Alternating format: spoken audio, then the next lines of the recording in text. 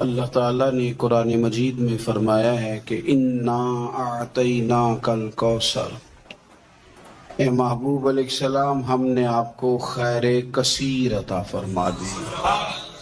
فصل لربک وانحر، پس آپ اپنے رب کے لیے نماز پڑھیں اور قربانی کریں۔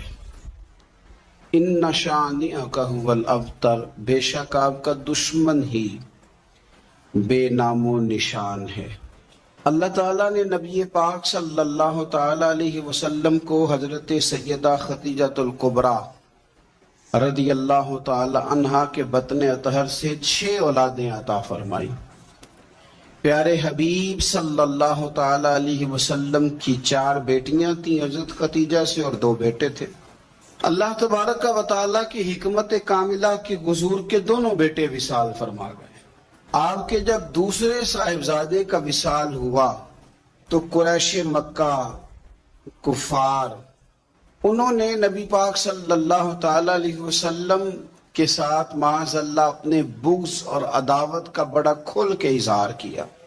کل تک یہ لوگ صادق اور امین کہہ رہے تھے، اور آج جب ان کو دعوت دین دی ہے تو ان کی دعوتیں باہر آنے لگی ہیں۔ ان کی چونکہ عداوت تھی، بغض تھا، تو حضور کے دوسرے صاحبزادے جب وصال فرما گئے تو کہنے لگے کہ معاذ اللہ اب تو یہ ابتر ہو گئے، بیٹا ہی کوئی نہیں۔ جب تک یہ ظاہری طور پر موجود ہیں بات بنے گی، اور جب یہ چلے جائیں گے تو کون ہوگا ان کا مشن چلانے والا، کون ہوگا ان کا ذکر کرنے والا۔ بس معاذ اللہ خوشیاں منانے لگے، بغلے بجانے لگے۔ یہ کفار مکہ کا طریقہ ہے، قریش مکہ کا، مشرکین کا طریقہ ہے۔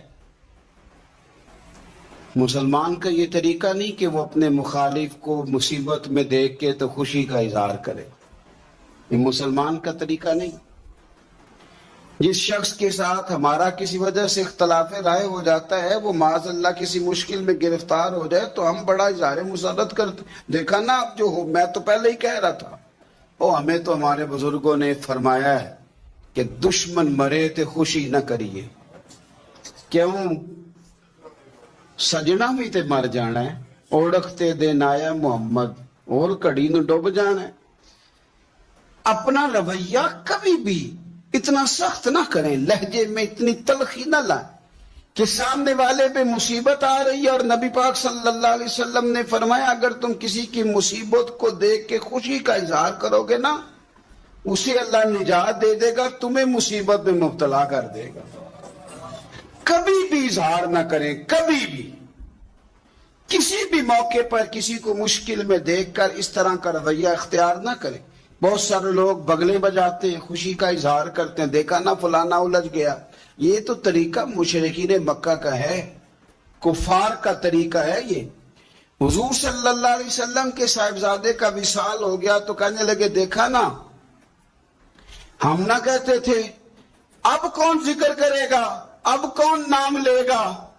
جب انہوں نے یہ لفظ کہے تو میرے اللہ نے قرآن مجید نازل فرمایا، اتنی حسین انداز میں، اتنی سونی صورت، فرمایا انا اعطیناک الکوثر، محبوب ہم نے آپ کو خیر کثیر عطا فرما دی ہے۔ یہ کوثر سے کیا مراد ہے؟ ایک تو کوثر سے مراد ہے وہ جام کوثر، وہ جنت کی نہر جس کی تیاری کستوری سے کی گئی، سونے جواہرات سے جس کو سجایا سوارا گیا، جس کے پاس پیالے اس طرح پڑے ہوں گے، اتنے پیالے ہوں گے جس طرح آسمان پہ تارے چمکتے ہیں، اور پیاسی امت جائے گی تو حضور جام بھر بھر کے انہیں پلائیں گے۔ ایک تو کوثر سے مراد وہ حوض کوثر، جام کوثر، اور ایک کوثر سے مراد دین اسلام۔ مفسرین فرماتے ہیں کوثر سے مراد قرآن پاک، کوثر سے مراد اس امت کو دیے گئے وہ احکام کہ جو کرنے میں آسان ہے اور اجر ان کا زیادہ ہے۔ کوثر سے مراد نبی پاک کے معجزات، اسی کوثر سے مراد رب فرماتے حبیب انا اعطیناک الکوثر، جس طرح کی اولاد آپ کو دی ہے کسی کو نہیں دی۔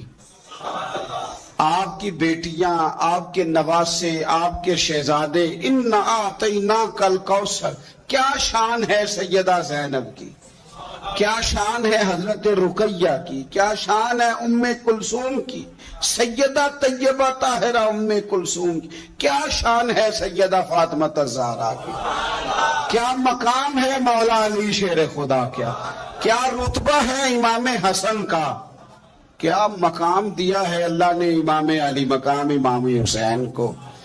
ایک کوثر سے مراد حضور کی اولاد۔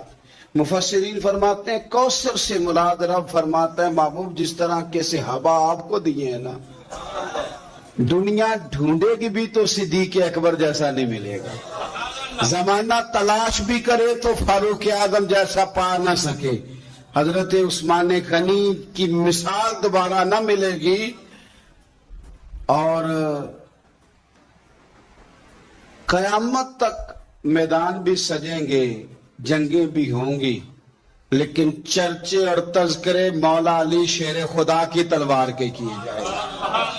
حضرت عبداللہ ابن عباس فرماتے ہیں کوثر کا معنی ہے حبیب آپ کو خیر کثیر عطا کر دی، اور کریں گے نہیں کر دی، کریں گے نہیں کر دی، دے دی محبوب خیر کثیر، آپ کو خیر کثیر دے دی۔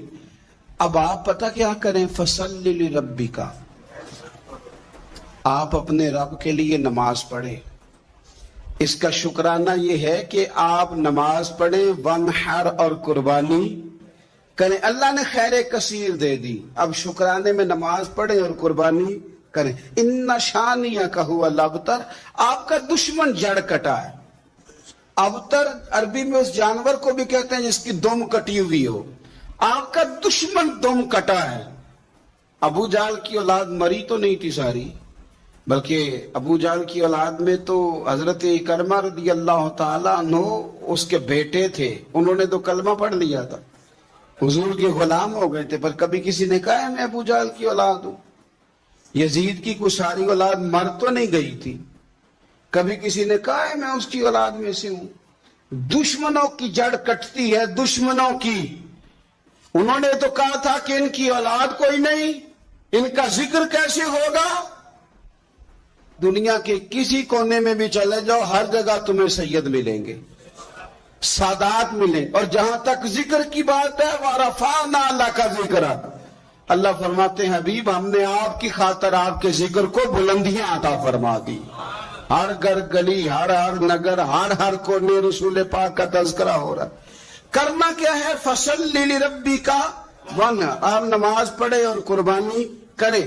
قرآن پاک کی آیت بتاتی ہے کہ فَصَلِّ لِرَبِّكَ وَانْحَرْ، پہلے نماز ہے پھر قربانی ہے، یعنی عید والے دن پہلے نماز پڑھیں گے پھر قربانی کریں گے۔ عید سے پہلے قربانی کیوں نہیں کہ اللہ نے پہلے ذکر ہی نماز کا کیا ہے، قربانی کا ذکر ہی بعد میں، پہلے نماز پھر قربانی۔ قربانی شکرانے میں کریں۔ میرے عزیز، اللہ کے حبیب صلی اللہ علیہ وسلم نے نا اسی لیے بڑے ذوق کے ساتھ قربانی کا درس دیا تھا۔ وجہ اس کی پتہ کیا ہے؟